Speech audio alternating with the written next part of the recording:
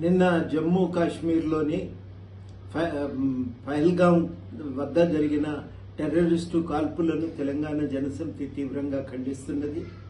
అక్కడ వచ్చినటువంటి పర్యాటకులకు ఏ రాజకీయాలతో సంబంధం లేదు, ఎవరి సమస్యలకు కూడా వాళ్ళు మూల కారణం కాదు. కేవలము అక్కడి ప్రకృతిని ఆస్వాదించడానికి వచ్చినటువంటి వాళ్ళు. అటువంటి వాళ్ళ మీద దాడి చేయటం కంటే ఘోరమైన అన్యాయం మరొకటి లేదు.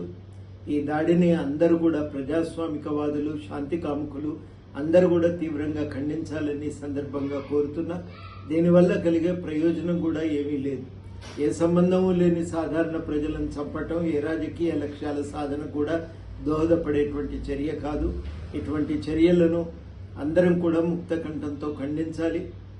తప్పనిసరిగా ఇప్పుడు ఉన్న ఈ పరిస్థితుల్లో మరి కాశ్మీర్లో చిక్కుకున్న పర్యాటకులు వెనక్కి రావడానికి కేంద్ర ప్రభుత్వం తక్షణం చర్యలు తీసుకోవాలి. సాధారణమైన ప్రజలు కాశ్మీర్ను చూద్దామని వెళ్ళి ఇవాళ అక్కడ చిక్కుకుపోయారు.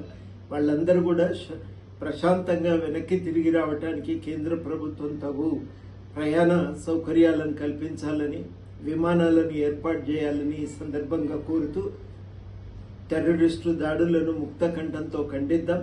ప్రజాస్వామ్య పరిరక్షణకు, శాంతి పరిరక్షణకు పూనుకుందాం.